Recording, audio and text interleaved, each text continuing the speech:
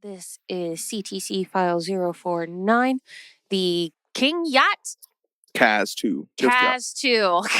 King Yacht. Where'd you get that King from? Yacht? Oh my god.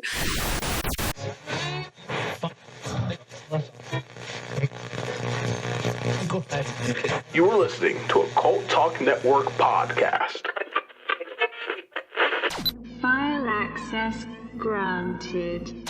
I don't know where you got that from. I don't know, but that's gonna make it somewhere.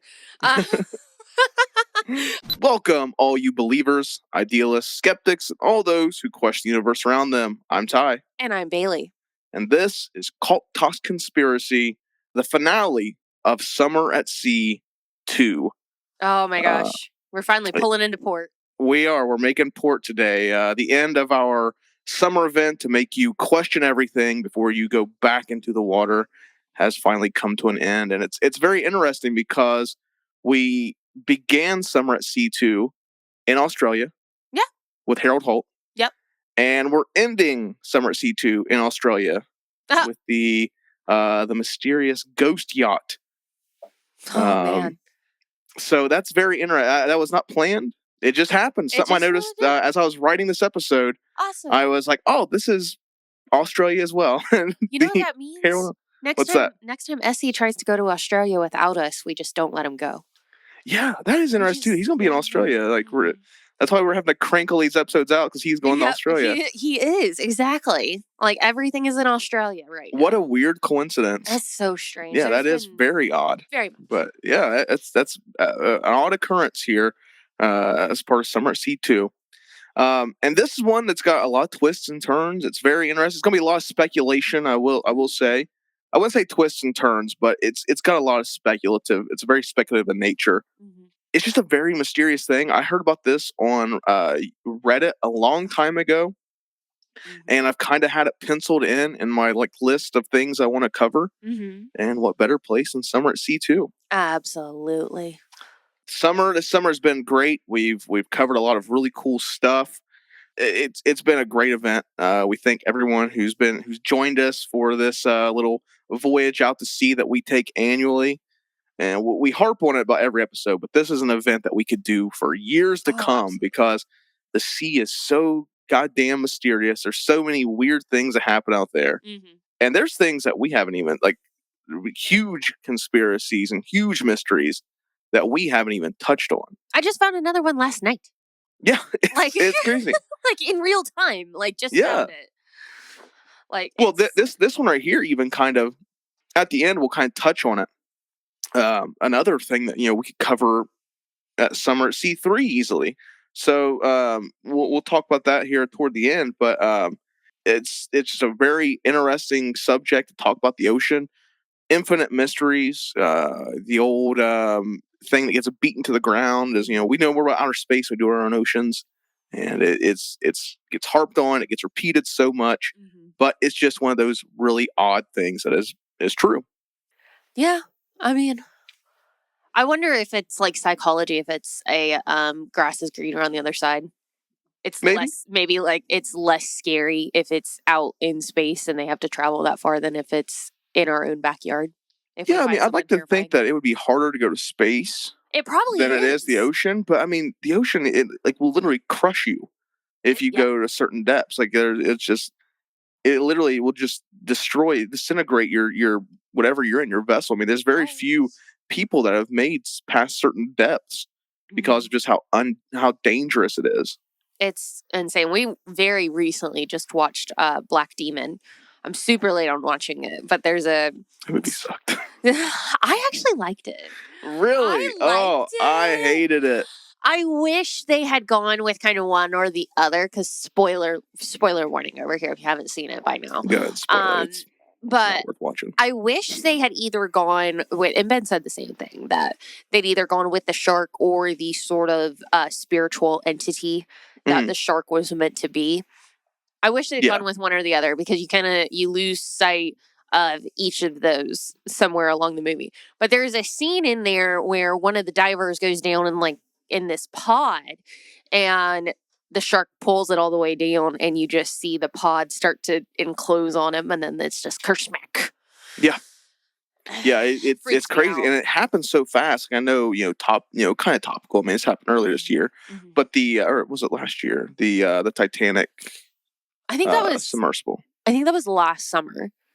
No, I think it was this year. Was it this year? I have no idea. My don't time is all screwed remember. up. When was Ocean? Oh, I can't Yeah, say Ocean it. Gate. Ocean Gate. Yeah, yeah. That was crazy. But people talk about how, like, as scary as it is, those guys probably didn't even realize what happened. Oh, June 2023. Oh, so it was last year. It was last summer.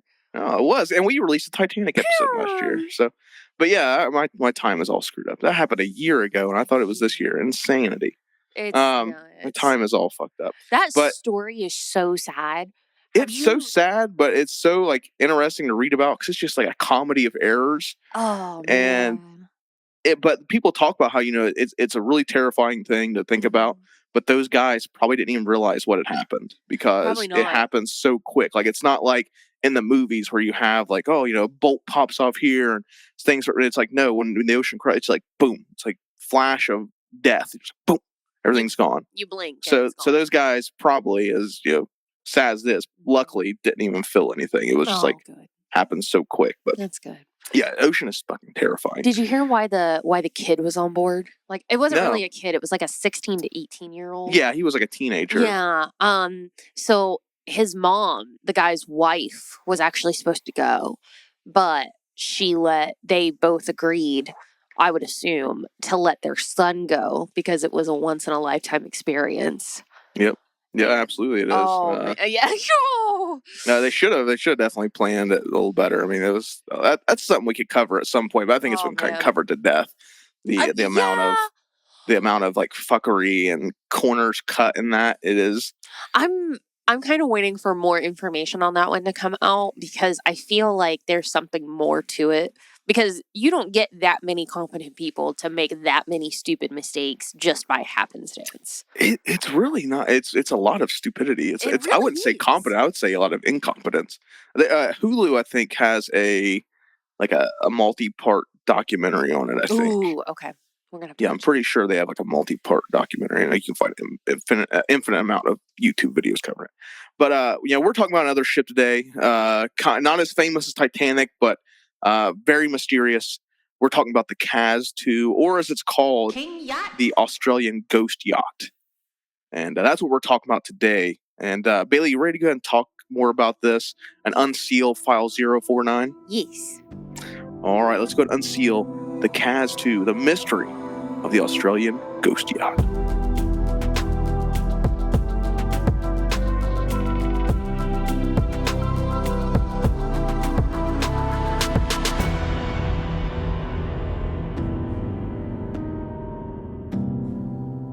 So, Bailey, have you ever heard of the Kaz II? I haven't. Is that a name that's ever ring bell to you? Not that I'm recalling. Okay. It's something, I think it's like kind of held very high as far as like maritime mysteries goes, but it doesn't seem to be like a very mainstream thing outside of Australia and like the area, and have held in high regards when it comes to like exploring maritime mysteries. I couldn't find. I like to kind of find where these things like hit as far as like pop culture. It doesn't really seem like it is really made its way into pop culture. There's no like real movie or game or anything like that references to it. I found there was like a reference to it in a show called Warehouse 13, which I'm not very familiar with. But I know there is a reference to it in that. I think it's a sci-fi TV show. That's about all I know about it.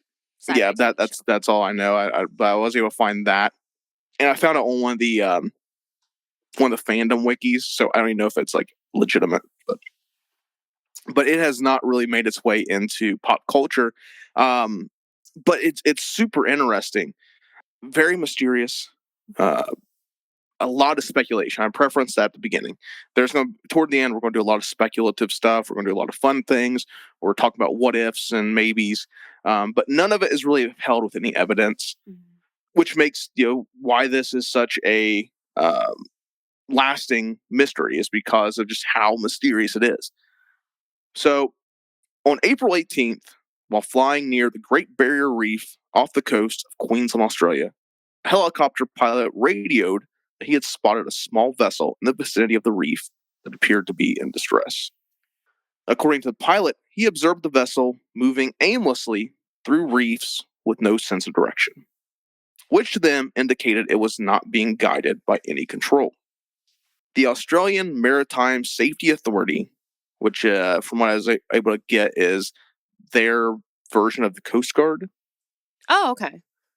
They received the report and dispatched an attempt to make contact and verify the safety of the crew. So they tried radioing them, getting any sort of signs of life, basically, from the yacht. Oh. Now, after a search, authorities finally were able to locate it on April 20th. And after receiving no response from anyone on board, they boarded the vessel. This was the Kaz II, a 9.8 meter catamaran. Do you know anything about boats? Other than they're pretty. Yeah, you don't know what a catamaran is? No. Yeah, I don't really know what they are either. I looked it up, though. I could have acted like I knew a lot about boats, but like, catamaran, Bailey, a catamaran is actually... Yeah, a catamaran is best distinguished by its two parallel hulls.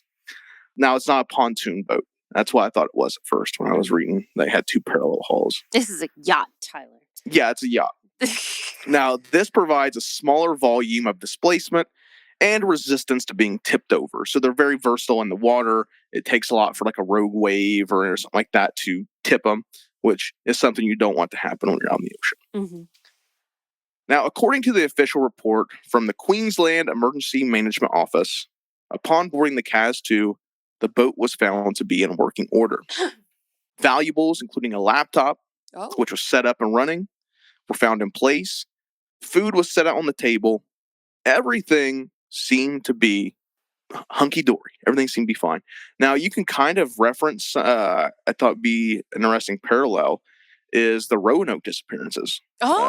Which we covered all the way back in File 031. So if you guys want to go back in the archives and dig that up, it's a very good episode. But that's interesting, this historical disappearance where everything is in place. It's like as if the occupants of the Kaz II just up and vanished. Yeah, like just got up and walked away. Yes. John Hall of the QEM, which is the Queensland's Emergency Management, stated, "What we found was a bit odd in that everything was normal. There was just no sign of the crew." Now, emergency distress equipment, radio, GPS, all life jackets were accounted for by officials. What the fuck? They also confirmed that the small dinghy, the little life raft, was still in its hoists secured to the boat. Yeah. Something's fucked up. Something's messed up. Nope. Despite all of this, her crew of 3 were nowhere to be found. Oh, no. The Kaz II, which was purchased by Derek Batten, people call him Des, was his name by friends and family. Cute. He was an avid boating enthusiast, 56, semi-retired, and he planned to use the Kaz II to sail with his wife, Jennifer. Aww. Derek and Jennifer had made several trips on the Kaz II, extended trips even. They spent up to 6 weeks at a time on the Kaz II. These trips were very casual. They spend time moored and near popular destinations. But for what would ultimately be the final voyage, Derek was concerned that if anything were to happen to him, Jennifer would be ill-equipped to manage alone. So he had this plan for this big trip that he had dreamed of. It was going to be him and Jennifer, but he knew that if something was to happen to him, Jennifer would not be able to manage the ship alone. She wouldn't be able to sail it. She wouldn't be able to get to safety. Mm-hmm. This was a planned voyage that would take the yacht around the continent of Australia, from the northeast side all the way around to the western side. Oh. So they were basically sailing halfway across the continent. Now, prior to the trip, Derek had suffered a heart attack, and this was the main cause of concern for the Battens. If Derek was to fall to another heart attack during the trip, Jennifer was not experienced enough to get them to safety. So Derek enlisted his neighbor, 69-year-old Peter Tunstall, a retired businessman. Okay. And Peter enlisted his brother, Jim, a 63-year-old self-employed truck driver. Between the three men, their experiences on the sea varied. Derek was an avid recreational boater, owning a number of boats and holding both a skipper and marine radio license. He was also an active member of the Volunteer Marine Rescue Organization. He was well regarded for being extremely safety conscious. He regularly practiced drills and tested his safety equipment. He was on top of all this stuff. I like it. This sounds like a well-prepared person. I don't know Absolutely. how this happened. He was just a very safety conscious person. That was something he was known for. Now, Peter was proficient in sea mapping. And prior to the trip, he brushed up on his skill by taking a navigation course, and he even obtained his recreational boat license. His brother Jim had spent many years sailing in competitive boat races. These men, although not, experts by any means, all were pretty professionally skilled on the sea. They knew what they were doing in a sense. I would say more than the casual boater. Okay. Ahead of the trip, all three men even took various courses in safety, navigation, first aid. They were taking preparation of this trip very seriously, and rightfully so. Going out in the sea, especially for a trip that was going to take as long as this. I mean, this was going to be a month-long trip, months-long trip. Oofta. Nope. So you do not want to take it lightly. You want to make sure everything is up to snuff because there's very small room for error when you're out in the ocean. It's much like flying. I mean, when you're driving, you get a flat tire, you pull off the side, you call for help, whatever it may be. But when you're on the ocean, if you spring a leak and you're out in the middle of the ocean, there's not a lot of room for error. I mean, you got to hope you can radio someone. You got to hope someone's in the vicinity. You got to hope they can find your exact location. There's a lot that can go wrong on the ocean, and these men were ready for it, or at least they thought they were.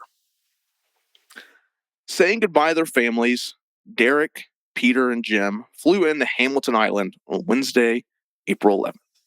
They would spend the next 3 days in Chute Harbor, loading the Kaz II with provisions and getting ready for the trip ahead.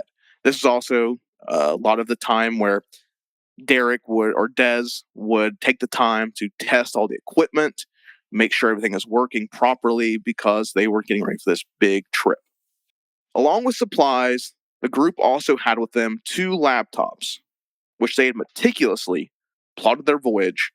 And not only did they plot their voyage on these laptops, they actually went to 2 separate experts in sea navigation and had them verify the plotting.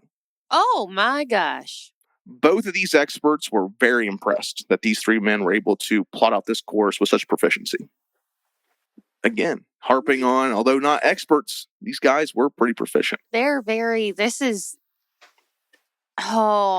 hate to already say it, but this is like nightmare scenario. Like they were totally well prepared.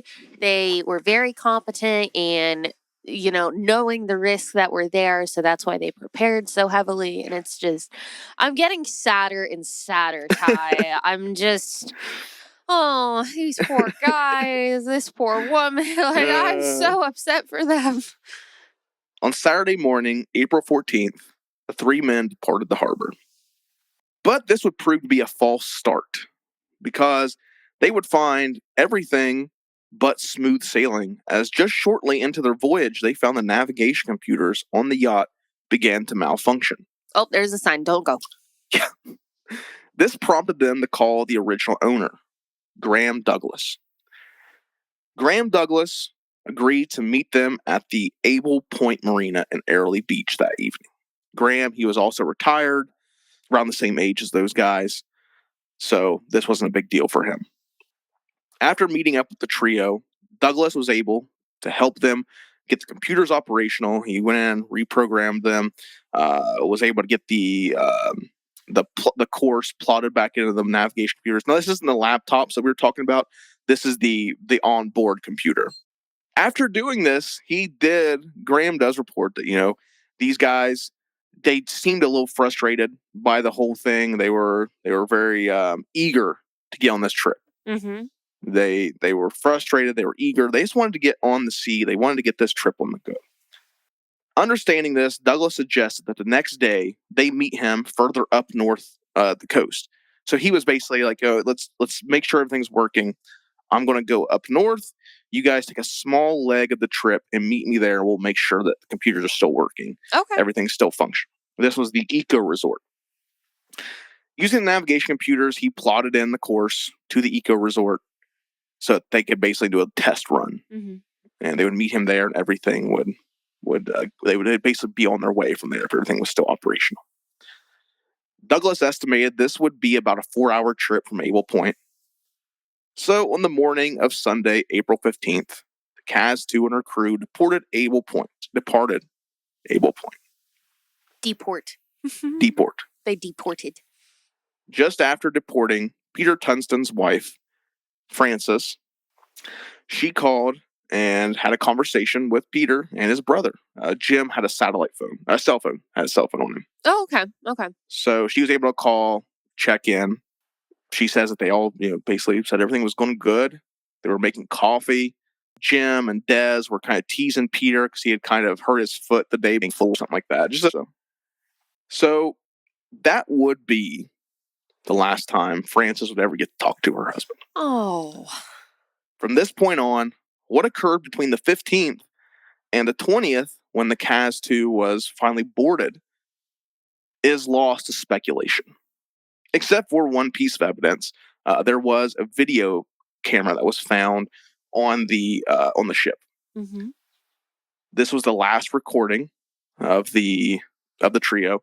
It was time stamped for 10:05 a.m. So it would have been just shortly after Francis' phone call. Okay. Jim Tunstall was behind the camera. Derek Batten is seen at the helm, piloting the ship. Peter is fishing off the port side. None of the men appear to be wearing life jackets or anything like that. Yeah. The sea does appear to be choppy, with white caps appearing. We talked about white caps back in the Pensacola episode. It's kind of like where the sea is getting choppy and you see like the foam kind of coming to the top of the waves. And that's kind of a good indication that there is a storm or something like that coming in. As the camera pans around, you can see that there's a squall ahead. A squall is a severe storm, basically, like a severe thunderstorm on the sea. But aside from that, nothing really seemed to be out of place.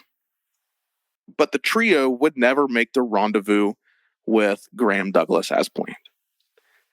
They would never attempt to communicate their families after this. Mm-hmm.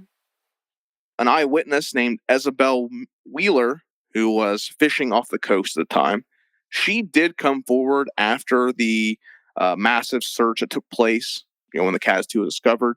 She did come forward and say she saw out in the distance what she believed to be the Kaz II, basically a white yacht, which that does, it's kind of one of those things where it's so vague you can only take it with kind of a grain of salt, because a white yacht, I mean, that's every yacht. Yeah, every yacht ever. She reported that she did see what she believed the Kaz II. It was sailing up the coast and then abruptly made a turn and started heading out to sea. What? And that was on around afternoon, morning of the 15th. Now, another person would come forward. He was a member of the Volunteer Marine Rescue, which was the same organization that Derek Batten was a volunteer of. Mm-hmm. His name was Ivan Orms. He claimed to have had radio communication with the crew of the Kaz II around 7 p.m. Sunday evening, so the evening of the 15th. Oh, wow. He claimed they spoke with them. They were everything was going good. They were, just basically touching base. They got a radio signal, just confirming everything was going good. Mm-hmm. But his claims are largely considered to be unreliable, as at this time, he wasn't even at his post. Oh. And did not record this communication in his log until after the Kaz II was reported to be missing. Oh. It is possible he likely had the communication the morning of the 15th. Mm-hmm. He claims that he has a very bad memory. He's not well educated. That was all stuff he claimed. If at all, forgot to log it, And then once all this happened, he's, oh shit, I did talk to those people, and just kind of wrote in a time that he talked to him. That's, I learned this many moons ago when I was in nursing, and, it's really carried over into my life in real estate. Write everything down. If you don't write it down, it didn't happen. Yeah. Like, it's just one of those things. Like, you gotta do it, Like, yeah, I mean, especially with something like this, because he didn't realize he fucked up until after all this happened. Which, I mean, I've been there. I've, in my job, I'm a support engineer, so sometimes I'll get a call from someone. It seems mundane. Yep. I don't even bother logging it. Then later it blows up into a big issue. I'm like, oh shit, I did talk to the person. Yep. So then I have to cover my ass, and it never looks good. It's never fun. No, it's not. It still happens to me to this day, but I've had it happen enough times to where I'm like, listen, if you don't write this down, it's your ass. Like, it's your ass. So, and now I just have the constant paranoia of it's going to go wrong. It's going to go wrong. Yeah. So don't live life like me. So from the 15th until the sighting from the helicopter on the 18th, no further sightings or communication were reported by anyone. The ship just vanished and basically reappeared on the 18th, as far as anyone knows. No one knows what happened between these 3 days. But as we've learned with many conspiracies and mysteries, that just opens the door for speculation. And there is a lot of speculation around the Kaz II.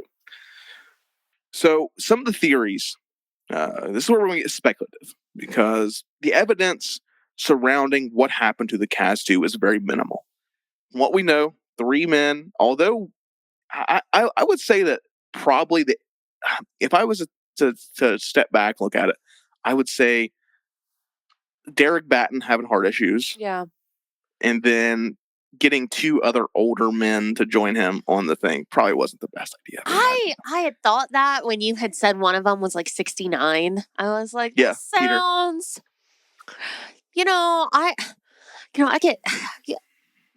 I see my parents who are like those ages, and I'm just like, and like they know this. Like, we have full-on conversations about this, so I'm not telling y'all anything that I haven't told them. There's sometimes where I'm just like, should you be driving? Should you be driving? Are we sure? Oh, it's like my dad. He can't see at night like at all. As soon as the sun goes down, he can't see shit. Oh, same. And he still goes out and drives in the mornings and nights and stuff. Nope. Listen, I'm passenger princess. I'm always happy to be passenger princess. So the fact that I can't see at night is like, oh, nope, sun's going down. Sorry. Gotta sit in the passenger seat. No one's safe. One of the kind of main theories that people have, I wouldn't say main, but it's kind of up there as far as what could have happened, is the idea of like foul play, piracy. Oh, yeah. Could these men have fell victim to some criminals or pirates out on the ocean? Oh, man. This idea has been presented as an idea where maybe while out in the ocean, just someone pulled up and took over the ship. Australia, it does have a rich history of piracy. Era is largely non-existent in the waters around the continent. That's a lot more in the around Africa. I think some Asian countries still have pirate activity, but it's mostly seen around Africa is where you see a lot of the modern day pirates. Yep. But is there any evidence to support this theory? One of the main things that supporters of this theory point out is that the Kaz II was found with its fenders deployed. Fenders are basically like flotation devices or basically they're the things you put on the side of the boat. So when you're docking or you're pulling up to another ship, you don't collide. They're basically bumpers. Oh, okay. Usually these will be pulled up. They'll be tied to the deck. But the Kaz II had them deployed, which could be evidence that they had pulled up beside a ship or a ship was pulling up beside them. So they dropped these down. That way there wouldn't be a collision and damage to the hull. But there is a report from on the morning of the 15th, there is someone who was at the harbor where they departed, And he claims that he saw them basically leave with the fenders already down, which could be something because these men are, although experienced, are still kind of inexperienced. They could have just left those down as a safety measure. Right. Yeah. I mean, if they weren't really planning on leaving the coastline a whole lot, and I don't know. I don't know enough about boats to really make a determination, number one. Mm-hmm. And number two, like, from everything leading up until this point, they seemed extremely cautious. Yes. So I don't know. Either way, it wouldn't really surprise me. But like I said, I don't know enough about boats in order to like make that kind of determination. But Me sounds neither. That is something that we're did. Mm-hmm. The evidence against it, I feel, far outweighs that, because during the search of the Kaz II, mm-hmm.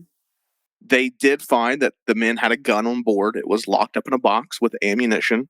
It had not been fired. Knives were found in place. Mm-hmm. You would think if they were being boarded, there would be some sort of struggle. I mean, not really a big one if your gun's locked away in a safe. Yeah, but Just I mean, knives, things like that. There would be some sort of struggle, you would think. Yeah. All the knives and everything were in place. If a pirate was to board the ship, you would expect valuables to be taken. Yeah, like I said, they had laptops, they had all that stuff was just there. It was there. Mm-hmm. So then you would think, well, if they weren't after valuables, maybe they were after some sort of ransom. Yeah. Kidnapping them in. Mm-hmm. But there was never any ransom put forth, no, hostage situation that occurred. Mm-hmm. So it'd seem if pirates boarded them, they were just out to kill the guys and let the boat go, right. Which doesn't make a lot of sense for the effort that it would go into to go about this. You would want some sort of reward for your effort. But nothing like that ever occurred. There's no evidence of that. But the fenders are something that is an outlier to many people who investigate this, because, commonly those are deployed mm-hmm. when you're approaching a boat. So the other theories, grab my other document here. Of course, weather. Mm-hmm. That is something that is commonly pointed out. The last video is the squall that's seen. Maybe they encountered weather. In the videotape, they're not wearing their life vests. Mm-hmm. So it could be something as simple as they were sailing, a rogue wave swept across the deck, took the men off. Something as simple as that, which we talk about rogue waves back in the Bermuda Triangle episode. Oh, yes. As being this very dangerous thing. It just occurs on the sea. There's too much sea, and that's how that all happens. It's just these waves that get kicked up and everything. We talk about it in greater detail in Bermuda Triangle, just to be clear. Yeah, and other things talk about Bermuda Triangle that you could kind of even point to as, sea quakes, water spouts, things like that. Water spouts are still really cool to me. I need that to be a Twister sequel. So there's water spouts in Twister. Pretty sure there's water spouts in Twister. I haven't seen it in a minute. I say a minute, but it's only been a couple of months, but I can't recall. I don't say I watched Twister way too. Evan gets annoyed because I have it on VHS and DVD and Blu-ray. Oh yeah, and that's my thing. Is I have Twister on all mediums. Oh my gosh, so I fucking love that movie. Do you have it downloaded on a device? Just I don't, but I should just to have it, just so I can further push that narrative that I have it on all mediums. Of the things. Rough weather at sea is always dangerous, especially if you're ill-prepared. Ill-prepared is not something I would use for these guys. But in the video, they aren't wearing their life vests, things like that. So there is always that possibility that it could have been a freak accident. Oh, yeah. But it doesn't explain why the boat is still so undamaged, still so just unaffected.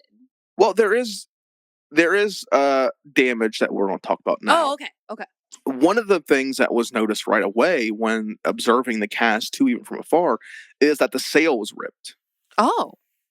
So we can talk about some of the fun stuff now. Ooh. What would rip a sail? A knife? Or a sea monster. We'll talk about the reason why. So if you're going outside the paranormal stuff and you're wanting to ground yourself, talking about the Kaz II, people talk about the sail when they found it. Like the rigging and everything for the sail was just left loose. It was as if they were. It kind of further pushed that narrative. They just disappeared because everything wasn't put away as it should have been. So if the sail was left down and the rigging is still left out, the sail can basically swing. It's snagged on rigging and rip. It's that simple. Okay. Which is one of the things, when you are sailing, these are things you have to take into consideration. Is you have to make sure that everything is stowed away properly, things are out of the way, because once your sail rips, if you're in a scenario where your engine isn't working and your sail rips, you're kind of dead in the water. That's bad. But the motor was working on the Kaz II and everything, but the sail was ripped, which that could be the explanation, is that just where everything was left about and strewn around, that the sail just snagged on rigging and tore, and that's why. But nonetheless, that is one of the things that people point out, is that ripped sail. So, talking about sea monsters, everyone loves talking about sea monsters. We talked about 2 of the 6 episodes this summer at Sea 2 were sea monster based. Yes. Australia has a rich history of sea monsters. Of course they do. Because it's Australia. Yes, yes. If it's big. Everything's bigger in Australia, yeah. If it's big. Speaking of big, in 1918, a group, I think we talked about this last year as well. So in 1918, a group of lobster fishermen off of Port Stephens, Australia, claimed to have seen a ghostly white shark. Now, they estimated the length of the shark to be between 115 to 300 feet. Oh, that's not good. I don't like a megalodon. Oh, gracious. Which, I mean, even 115 feet is pushing it for a megalodon, right? 115 feet. I can't remember. Honestly, pretty sure 300 feet is definitely pushing it for a megalodon. It really is, though. 300 Which feet. Even that is a wild range they give. It was either this size or triple that size. I mean, yeah, 300 feet is around what they estimated the Leviathan to be. Yeah. So that's big. That's really big. Ghostly white too. In Meg, the book series. I don't know if it's in the movies. Really didn't do it, but in the book series, that's like the Meg angel. That's like her defining characteristic. She's like ghostly white because she like glows. Yeah. But, well, they're so deep down in the ocean, they really don't. Yeah, they had no color pigment. Yeah.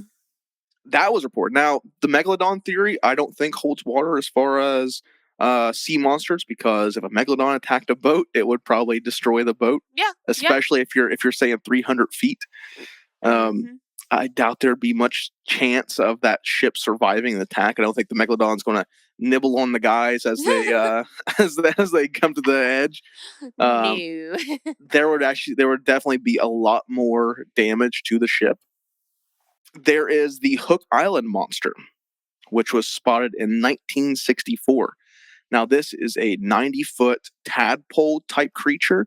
You can find photos of this online. I believe they're hoaxed, but they are very popular. So if you Google that right now, Hook Island monster, you'll see it. This creature was spotted in 1964 and was estimated to be 90 feet. Now, it didn't seem aggressive at all when it was spotted. They did mention that it had very small white teeth, but it kind of like showed up and then swam away. That's a whole lot of nope. Yeah. That thing looks so creepy. It does. It does. Like this gigantic black tadpole. I don't like it. No. Very creepy. It's very. Oh my gosh! Could you imagine seeing? Like, first of all, I would think it was a giant eel. Number one, that's what my first thought went to. And number two, could you imagine just being out to sea and then seeing something like that, like just go past your boat, just swim up to you? Yeah, I could not imagine. No. I could not imagine. I watched Castaway the other day with Evan. He had never seen it before, and even like in Castaway, as he's out on the ocean, like the whales kind of come beside him and stuff. Mm-hmm. I would be terrified. Absolutely, like I'd be shitting myself. Even knowing it's just a whale, still it's a gigantic thing in the water. Mm-hmm. Yeah, you're I mean, you're very much in their territory the entire time. So, but I couldn't imagine if it was something you didn't recognize. I'd probably have a heart attack. Oh no, absolutely not. First of all, if I am out to sea in the ocean by myself, understand that I have already made my peace with the fact that I am going to die a horrible death. So anything that I see, feel, or hear out there, it's not going to surprise me. I'm just going to be like, this is what I've done to meet my end. This is here I am. Now, in 1808, there was another sea monster sighting. Now, this one is, I feel like, if you wanted to maybe go ahead and definitively say Kaz II was attacked by a sea monster, this is the one you could reference. Oh, okay. It is known as the Australian Enigma. In 1808, a brigantine ship was attacked by an aggressive sea monster. The reports kind of differ. If you look on illustrations, it's kind of depicted as a sea serpent, but a lot of the description makes it appear more like a giant squid. Okay. So this thing attacked the ship, came across, was grabbing at people. The crew of the ship fought it off, and it was never seen again. But aggressive sea monster in the waters of Australia, maybe the Kaz II wandered in its path. Mm-hmm. That may be why the mast was torn, because this thing came across, ripped the mast, grabbed the guys off, all this stuff. Mm-hmm. But, of course, all speculation. Another speculative thing, just based around how mysterious everything is here and how out of place nothing seemed. Everything seemed to be right where it needed to be. USOs. Yes. Unidentified submerged objects. Yes. Oh, I'm so excited. What if the whole time I was like, aliens. Yeah, I mean, an alien abduction is something that people do like to speculate around this, because it is as if the guys just up and vanish. Like a USO pops up, beams them up, and they're gone. Yeah. No. I mean, USOs, it checks out. It's fine. USOs are something that, we have yet to really touch on a lot in Cult Talk Conspiracy, which, Summer at C3, mm-hmm. maybe we'll do some more of that stuff. USOs are unidentified submerged objects. These are UFOs that either are in the ocean or come from the ocean. Yes. There's some really great videos you can find online of these things being seen underwater, which is very interesting to see. Going back to we know more about outer space than we do about the ocean. What if there was something down there, like these civilizations or populations of these intelligent beings that we just don't have any knowledge of? But perhaps the Kaz II sailing along and up popped a USO. Yep. And just took them right off the ship and gone. Yeah. Any number of things could have happened. And I mean, it is theorized too that Atlantis is still a civilization that lives underneath the ocean. And I mean, again, pointing back to Bermuda Triangle, when we talk a little bit about USOs, there's even been USOs seen in that area as well. Again, just those things are crazy. I couldn't imagine being in a submarine, number one, and then number two, seeing something that I didn't know what it was. And the hardest and most jarring thing to me is imagining seeing something that I know us humans couldn't have built. Yeah, totally absolutely. Alien, totally foreign, and seeing it and having to come to grasp with the fact that I am seeing what I'm seeing. Did you know that Australia has a Bermuda Triangle? Has their own triangle? No. It is called the Bass Strait Triangle. Shut the front door. But this is located on the south side of Australia, in the ocean that goes between two inlets. Okay. There's a lot of paranormal stuff that's happened, disappearances, mysterious, shipwrecks and accidents that have taken place there. It's nowhere near the size of the Bermuda Triangle. Mm-hmm. It is pretty isolated to one area, this Bass Strait on the southern tip of Australia. So it's not in range of where these guys were. It's on the complete opposite side of the continent. But there is that. The Bass Strait area in the south part of Australia. But maybe there was some sort of activity similar to what takes place in the Bermuda Triangle that these men encountered. There is the idea that the Bermuda Triangle can kind of move around. Mm-hmm. So there is that. But we'll bring it on back now, because we're going to talk about what a lot of people believe happened and what the official explanation is. Oh, because there was a massive inquest that took place after this. I can imagine. Yeah, in 2008, there was a very detailed, although highly criticized inquest that took place to try to determine what happened to these men. It was a government inquest. You can find the whole thing online. I'm going to link it down below because I used it a lot for research purposes here. Yes. Where they tried to basically explain what happened. So I'll go and give you the official explanation. This was basically what they summed it up to as a comedy of errors. These men, it all happened really fast. What the official theory is that Peter Tungsten fell overboard. Mm-hmm. His brother Jim jumped in after him, and Des went to go whip the boat around Mm-hmm. to get the tungstens.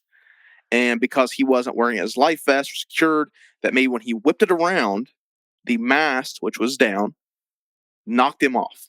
Huh. It swung around, Yeah. hit him. He fell overboard. The men had no way to get on the boat. There was no ladder down. There was no rigging to grab onto. So the three men basically huddled together in the middle of the ocean until slowly, one by one, they succumbed to exhaustion and sank to the bottom of the ocean. Well, then. Talk about hopeless. Could you imagine that scenario? Like the hopelessness you would have in that moment. No. When it's like, and not only that, the boat's actively running at the time. So it's just going off. Oh, the boat is just cruising off, and you're just stuck there with these two other guys, and you just have to basically just come to terms that, yeah, we're kind of fucked. Yeah. Like this is not going to happen. There's no way to get out of this. This is bad.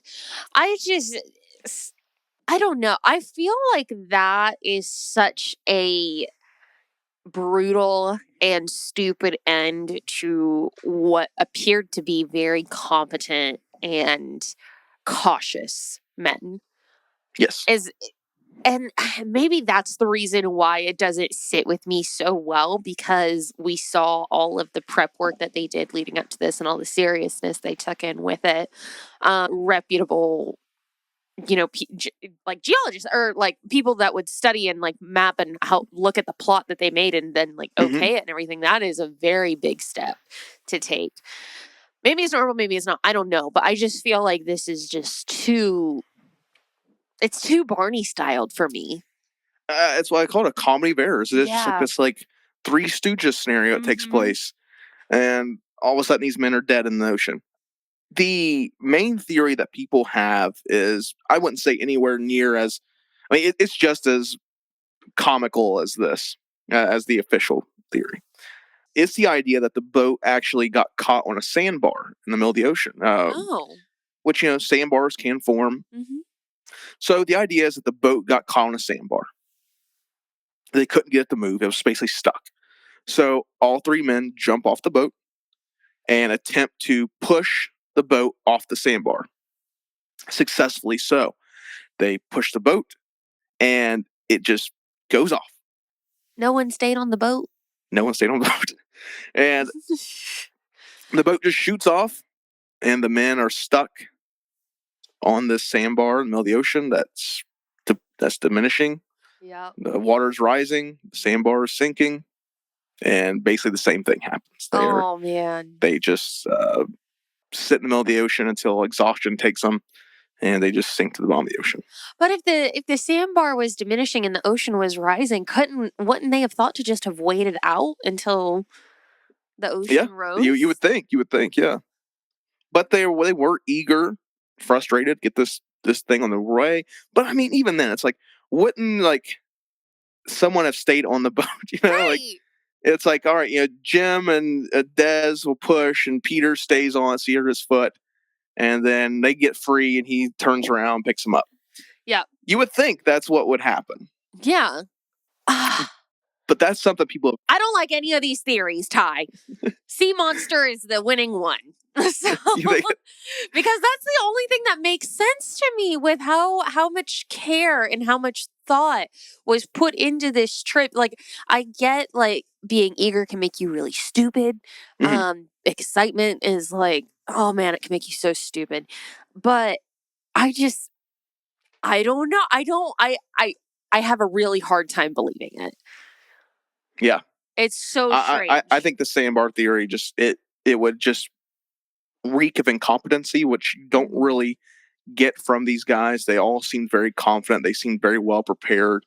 And to think they would make just such a stupid, fatal mistake as jumping off, all three men getting off at a sandbar to push a boat, it just doesn't add up.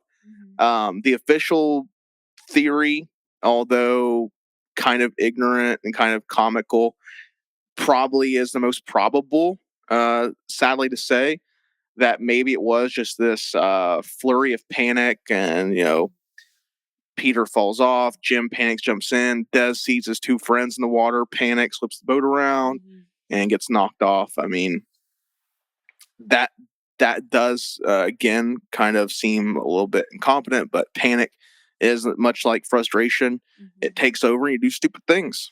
Oh yeah, you should have Eric tell you his cot story back when we worked in the hospital about panic. I mean, I've been there too. I've done very stupid things while being panicked, so can relate. It can be fatal. It absolutely can be fatal.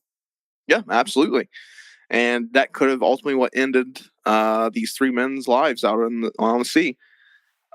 The 2008 inquest, although held as official, it gives the official testimony. It gets a lot of criticism because it seemed a bit hasty. There's a lot of details missing. There was some very odd things that occurred during the inquest. The families requested that fingerprint be taken on the ship, in the deck. They wanted fingerprints done to see if there was anyone on there, but officials refused to take fingerprints. Their explanation was that too many people have already boarded the ship. It didn't make any sense to do that.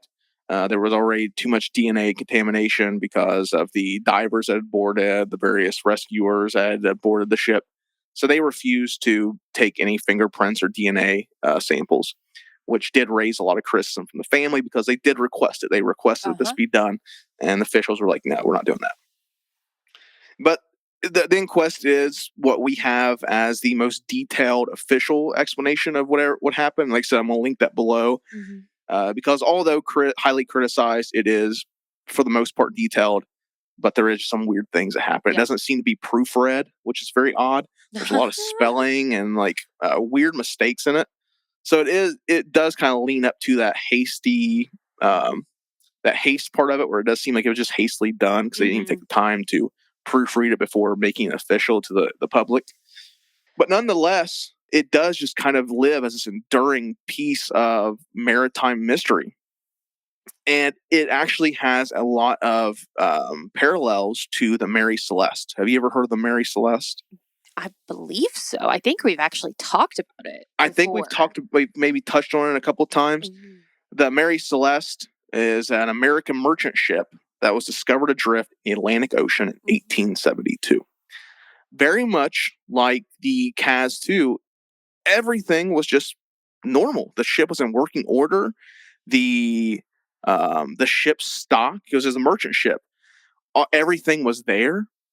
And it basically just seemed like the crew stood up and walked overboard and just left the ship adrift. Like, that's basically what it seems like, because everything was in place. The only thing that that really stands out is the compass on the ship had a cracked face. The glass that covered it was cracked. That's the only thing that was ever really that was found that was kind of out of place. Everything just seemed to be in working order, much like the Kaz II, where everything just seemed to be there.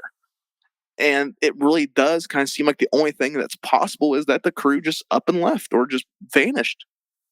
Yeah, I mean, it's and again, it rings so many echoes of Roanoke too, where you just it's so strange and almost and frozen in time as well. Yes. And that's the most eerie part of it to me is it's like you said, they just up and left. But that's what we got for the Kaz II. Like I said, it's one of those things that just endures because there is just so much speculation and so many possibilities that could have occurred.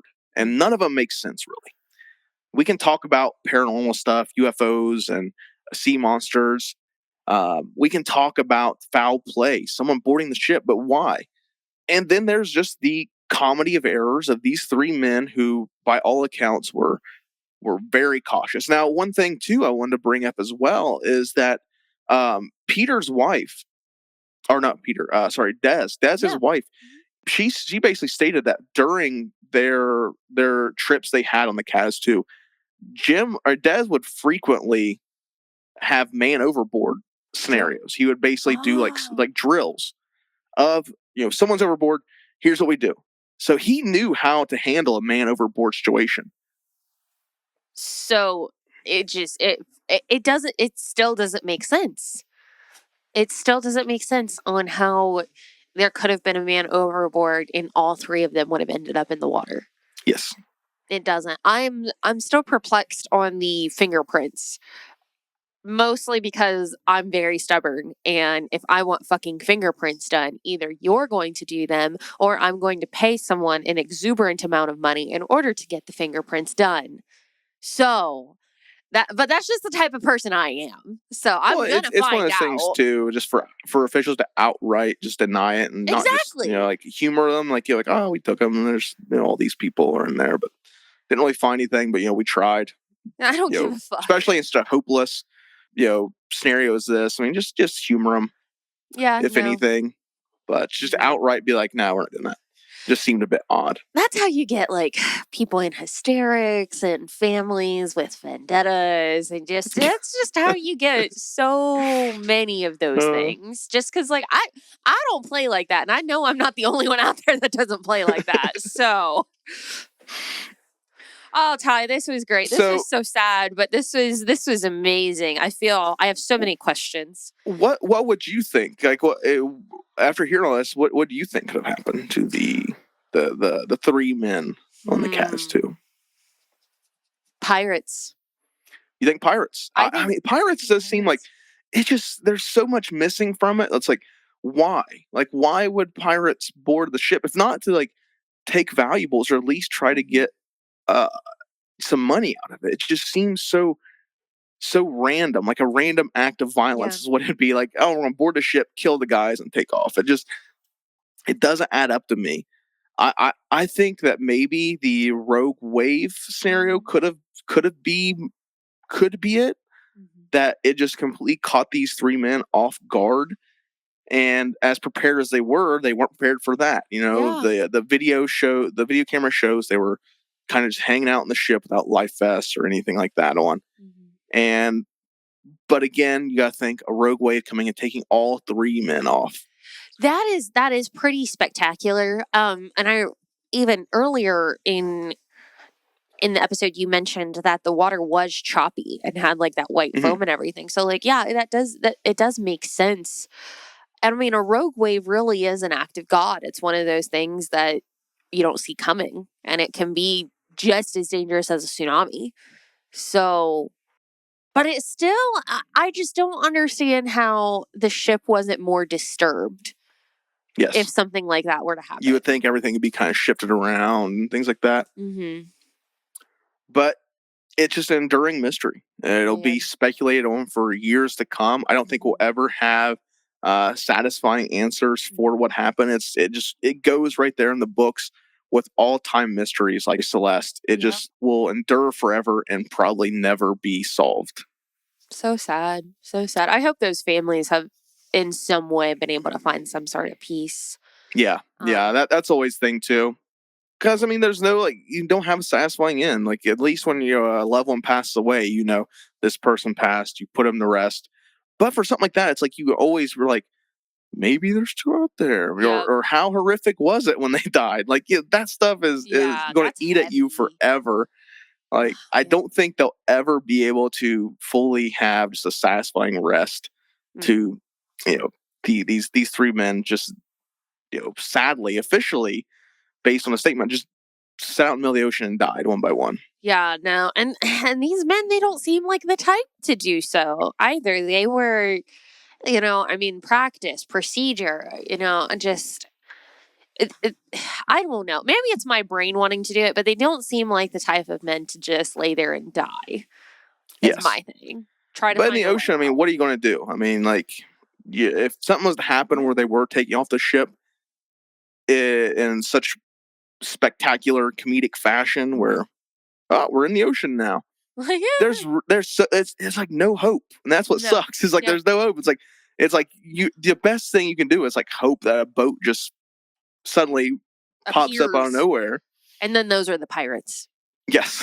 Could be all of the things. But I would be interested in hearing what our listeners think happened to the Kaz II. By drop it down in the comments or messaging us on Instagram. I would be very happy to hear what people think, because it's just a mystery that has so many possibilities. None of them, I think, are satisfying. But with the evidence we put forward and the details we've given, it would be interesting to hear what people think, because speculation is always going to surround this mystery. Oh, absolutely. How can it And just like that, Summer at Sea 2 is over. We have made port. We're home. We're safely on land now. I'm kissing the ground as we speak. It has been an event, I will say. We've talked about so much. Sea monsters, just mysterious disappearances, lost civilizations, scientific theories. It has been such a grab bag of mysteries from the ocean. We plucked them right from the depths. Really did. And this is an event that I look forward to every year, because we get to deep dive.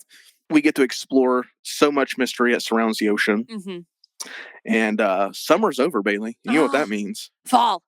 It's time for fall. That's why I look forward to. Summer is a hurdle in my year. It really is. I just let's get through it. Mm-hmm. Let's get past this hot, sweaty bullshit, and let's get to the good part, and that is fall.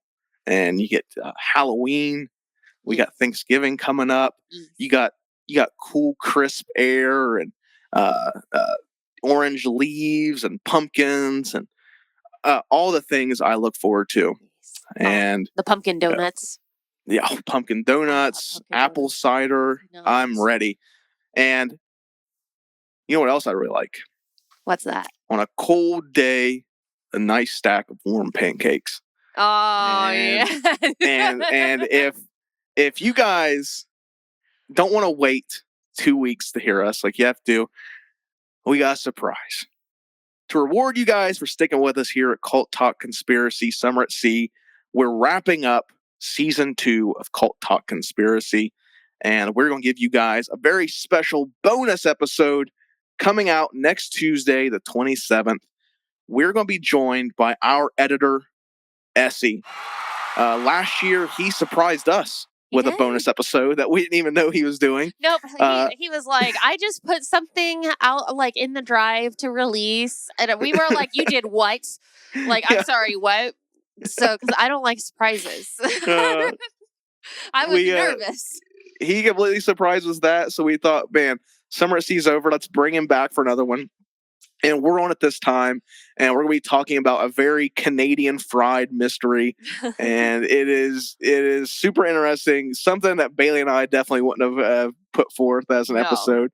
But Essie is from Canada, and Canadians are different than Americans. So they have very different kinds of mysteries and crimes, and he's going to talk about it in the next episode. And that comes out next Tuesday. Special bonus episode. We're celebrating 2 years of Cult Talk Conspiracy. And we thank everyone who has tuned in to any episode. If you've listened to one episode, we are so grateful that you took the time to do that. And next week is a little bonus episode for everybody to enjoy. And then we'll get back to regularly scheduled programming after that as we set into fall And with fall comes the ever busy, the exhausting The spooky. Culttober, the spooky Culttober. And we got fun stuff planned for that. But September, we also have some great stuff. Yeah. September, we're kicking off season 3 of Cult Talk Conspiracy in a very big way. And I just can't wait. So This year has been fun. We've talked about a lot of interesting different things. We've really kind of explored subjects outside of just talking about conspiracies and talking about more mysteries and deep diving into the unexplained. Just a really fun year we've had so far. And thank you guys for joining us. Make sure you guys follow us at Cult Talk Net across the board. That's Instagram, YouTube, Facebook, X, all the things at Cult Talk Net. Instagram is the main place to reach us. If you guys want to reach out, hit us up on Instagram. I'm always active on there. And you can keep up with everything we have coming out, from Cult Talk Conspiracy with Bailey and I here every other Tuesday, sorry.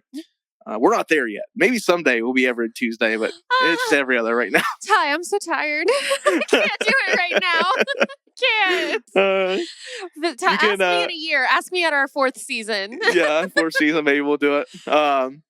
You guys, if you like Bruce Campbell and Kurt Russell, you can check out Cult of Campbell, which does become Cult of Russell every now and then. Yeah. That comes out on Mondays. And you can join Ben, Jerry, and Eric over at Cult of Lore. They come out every 1st and 3rd Thursday of the month, and they deep dive into Warhammer and various different lores and world building and fantasy. And you got to check out youtube.com/culttalknet for the full video episode that they work really hard on, an added visual experience. They do a great job on it, so make sure you guys check that out. Oh, yeah. But Bailey, we've done it. We did it. It's the end of summer at C2. We survived. We made it back to port. We're home, and now I'm just ready to embrace land for a while and get rid of the sea legs. Yeah. And just enjoy being dry. Yeah. We're breaking out the flannels in like 3 days. Oh, yeah. The flannels are coming out. The pumpkin spice lattes are brewing. Yes. It's time to embrace fall. Summer is at an end, thank God. Get this shitty season out of my way. I'm ready to embrace fall. There was one time I went and I picked up a pumpkin spice latte, and they did it with whole milk. And the way it read on the cup was PSL whore. And I was like, well, I'm not going to say you're wrong, but that's a shirt. That's a shirt. That's a mug. That's a mug. We're going to make a mug on that one. A PSL whore mug. Yes. To welcome in fall. I'm down. New product. Yeah. That new merch coming to our Teespring, the PSL horror mug. I'll crank that one out. Fabulous. That's how we're kicking off. That's how we're celebrating the end of summer. We're embracing our PSL horror era. That's fine. I'm cool with it. That's cool. I'm fine. But thank you guys for joining us on this voyage. Thank you guys for joining us in general, Cult Talk Conspiracy and Cult Talk Net as a whole. I think that does it for us, Bailey. I think so too, Ty. All right. Make sure you guys tune in next Tuesday. Bonus episode. You don't have to wait 2 weeks. It's going to be a fun one. We have Essie on board. So it's 3 people, me, Bailey, and Essie. And we're talking about some mysterious Canadian happenings. Yes. And you might want to get a nice stack of pancakes or waffles ready for this one, because you might be hungry at the end of it. Yep. You're going to have a craving. You will have a craving. But that does it. I've been Ty. I've been Bailey. And until next time, question everything.